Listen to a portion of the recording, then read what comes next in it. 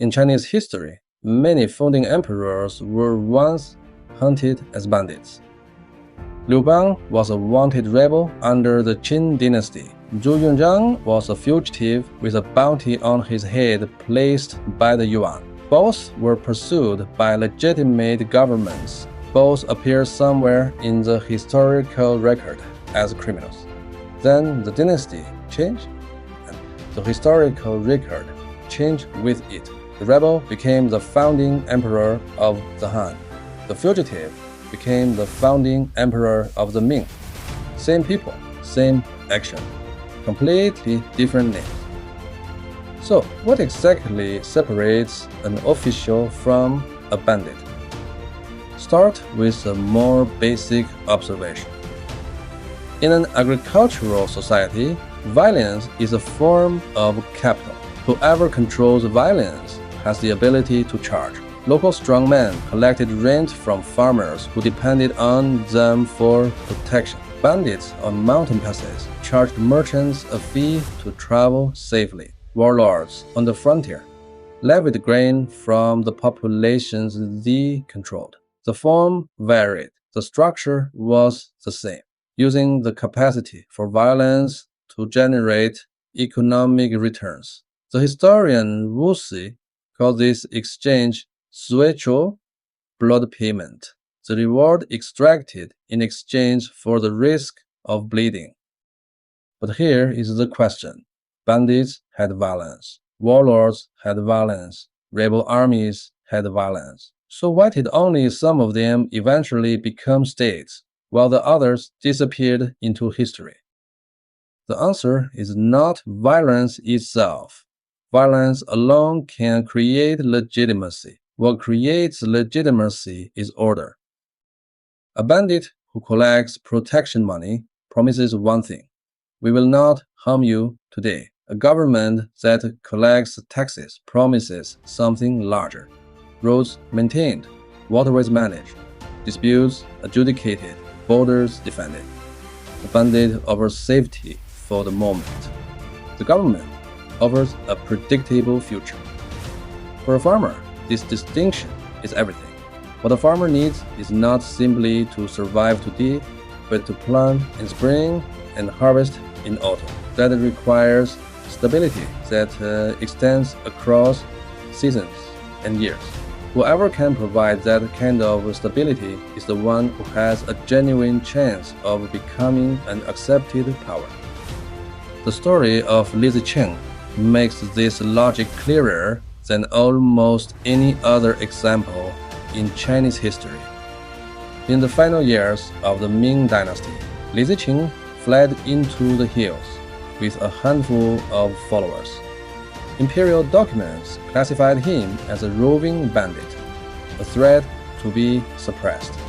But as drought spread across northern China and unemployment surged, his forces grew from dozens to thousands, from thousands to hundreds of thousands. As the scale changed, so did his behavior. He established military ranks and imposed discipline. He began collecting grain from occupied territories according to a fixed proportion, not through random plunder, but by a set rule.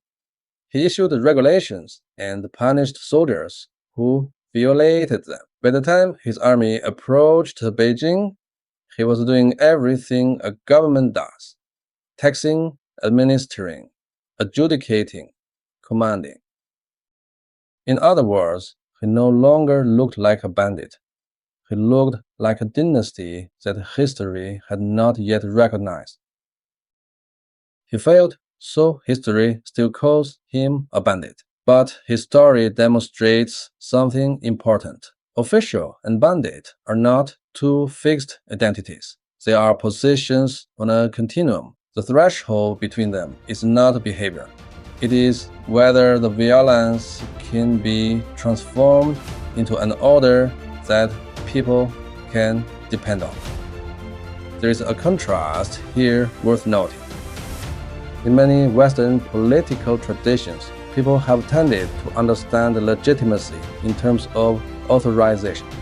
Power needs to be granted before it can be considered rightful. But in the traditional thinking of Chinese history, the logic often runs in the opposite direction. Legitimacy is not granted in advance. It grows from results. The person who ends chaos, maintains order, and allows ordinary people to continue their lives. That is the person history will call the bearer of the mandate of heaven. This is why, after every new dynasty was established, the first priority was rarely celebration. It was restoring agricultural production, reducing taxes, stabilizing the population. Only by doing these things did the power complete its transformation from violence into legitimacy. This logic shaped how ordinary people related to power in a very particular way. What the people feared most was never taxation, it was the collapse of order. Taxation makes people poor. Civil war takes everything. So when dynasties changed, the first question ordinary people asked was rarely where the new power came from. It was whether the land could still be farmed, whether the family could sleep safely through the night. This was not political indifference. It was a form of realism built up across thousands of years of watching empires rise and fall. Chinese history keeps repeating the same story. Yesterday's rebel becomes today's emperor. Today's dynasty becomes tomorrow's fallen regime in the history books. The names of power keep changing, but what ordinary people care about has never changed. Whether the land can still be farmed, whether the family can sleep safely through the night. Because history has proven again and again, it is the people who in the chaos who have a chance at becoming the new legitimate authority. In that sense, the true distance between official and bandit was never a matter of imperial decree.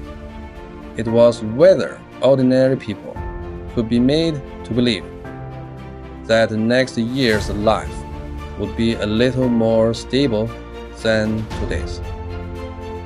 When enough people come to believe that rebels begin to become governments, and when people stop believing it, even the most powerful dynasty begins its long descent toward collapse.